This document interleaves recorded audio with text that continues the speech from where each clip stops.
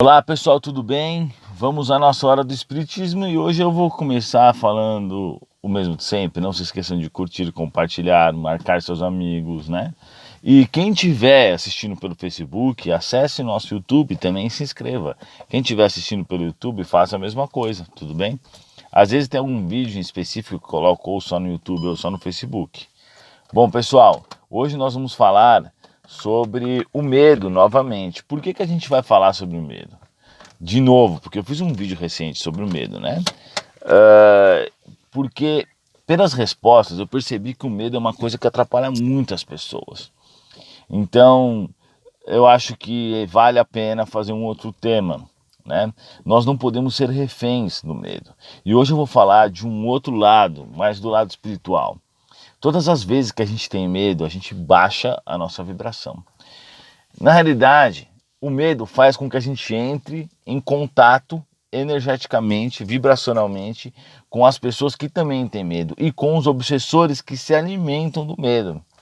Então, imediatamente, quando você tem medo ou alguma variação dele, você já se contactou com os espíritos e os encarnados que estão na mesma vibração. Isso não é só com medo, né? Isso é com todas as coisas.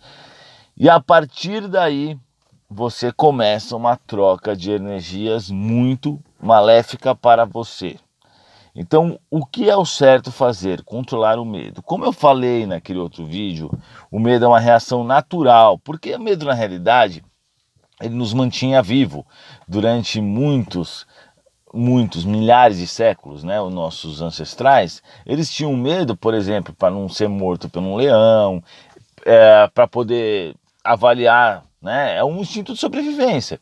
Por exemplo, os nossos ancestrais caçadores, os primeiros Homo sapiens, estavam lá pensando, e aí, será que eu vou caçar aquele bicho? Mas tem um leão aí do lado, eu não vou arriscar não.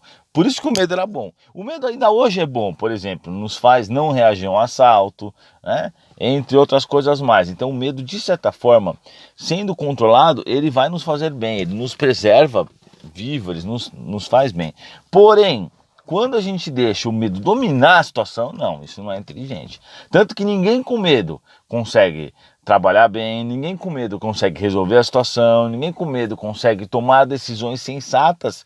Quando a pessoa tem medo, ela faz tudo errado. Isso é básico, normal. Vocês podem perceber isso. Tanto que um animal, quando ele está com medo, ele ataca. A maioria dos ataques dos animais é quando eles se sentem acuados, né? Quando eles estão com medo de alguma coisa. Dificilmente algum animal ataca simplesmente por atacar, né? Tem poucos animais que são agressivos para atacar por atacar. Então o medo, pessoal, deve ser controlado. Ele é muito importante para nós em poucos, vamos dizer, em pouca quantidade, porém o excesso ele é muito ruim. Então todos os medos têm que ser controlados. Se você tem medo, por exemplo, de falar em público, que foi comentar no último vídeo, se você tem medo de sair na rua por causa do síndrome do pânico, se você tem medo de fazer alguma coisa, você tem medo de se expressar, você não pode permitir que isso ocorra com você. Então eu vou falar a conclusão, né? O que eu recomendo que a gente faça. Primeiro, você tem que buscar um material, por exemplo, para esse que tem medo de falar em público. Um material na internet, no próprio YouTube, técnicas para perder esse medo, né? Isso é possível achar e muitas dessas vão te ajudar bastante. Eu, por exemplo, sou um cara que pesquisa tudo no YouTube. Se eu quiser fazer um bolo, eu vou pesquisar no YouTube.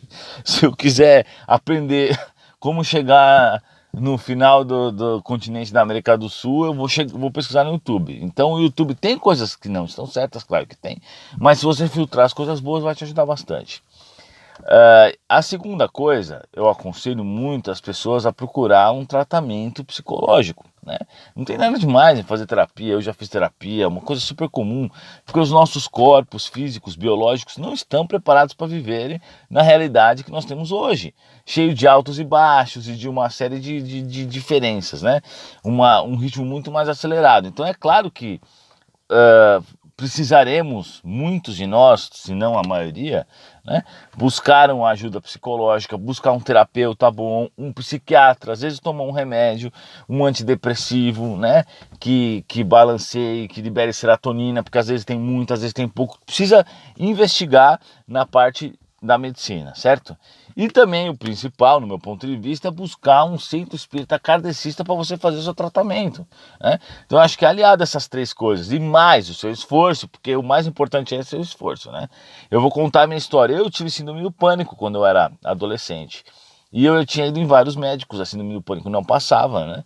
Eu não acreditava em espíritos, não que eu não acreditava, mas eu não ligava muito para isso, porque eu era menino, né? E aí minha mãe me levou até minha tia, que era espírita, e ela tirou um obsessor de mim, que na realidade eu tinha feito mal para ele há milhares, sei lá, milhares não, 700 anos, e ele estava até então atrás de mim. E ele que causava a confusão mental em mim. Então você vê que eu precisei realmente aliar a todas as coisas, o meu esforço, a desobsessão, a parte da medicina e tudo para poder resolver o problema de pânico. Hoje eu vejo que realmente não era só coisa na minha cabeça. Nós realmente somos atrapalhados. E já vou responder uma questão que as pessoas perguntam bastante. Existe obsessor em todas as depressões ou vice-versa? Na realidade, sempre vai ter um obsessor, não tem jeito. Por quê? A depressão, só a depressão em si, ela atrai obsessores. Isso é básico. E um obsessor também vai atrair uma depressão. Então uma coisa liga a outra. Então se você pegar essas doenças, vamos dizer, voltadas para o psicológico, é claro que às vezes pode acontecer de faltar serotonina, como eu me referi, né? Ou de ter muita liberação de algum outro hormônio. E isso pode realmente causar, claro. Mas mesmo uma depressão causada por isso, ela vai atrair obsessor. Então, vamos dizer assim, não é que eu saio por aí olhando, todo depressivo tem obsessor, mas você conclui isso pelo quadro em si. Porque a depressão, ela vai liberar uma energia negativa que vai alimentar, né, as suas próprias células armazenam essa energia ruim que vai alimentar o obsessor. Então, você pode concluir que todos os lugares com esses quadros vão ter realmente obsessores, né? Ou se não vão ter o tempo inteiro, vão ter algum obsessor que vai lá, às vezes apenas se alimentar, ou pelo menos vai estar bem estabelecida uma ligação. Então nós temos que lutar contra os nossos medos. O principal é isso. Às vezes as pessoas falam assim, mas eu não consigo parar de fumar, mas eu não consigo parar de beber. Todos os dias, milhares de pessoas param de usar droga, param de beber, param de fumar. Então o não consigo é uma desculpa da pessoa. Todo mundo consegue. Todo mundo consegue. Se não, imagina só.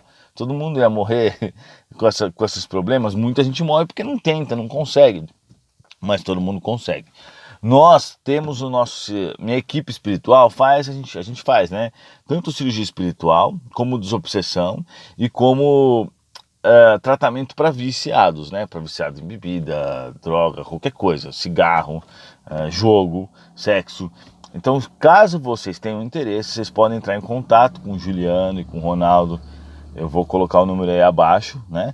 E vocês podem solicitar o tratamento, a cirurgia espiritual, caso você tenha um problema físico, a gente faz à distância, eu faço tudo à distância, tá bom? Muito obrigado, pessoal, e até a próxima, que Jesus nos abençoe.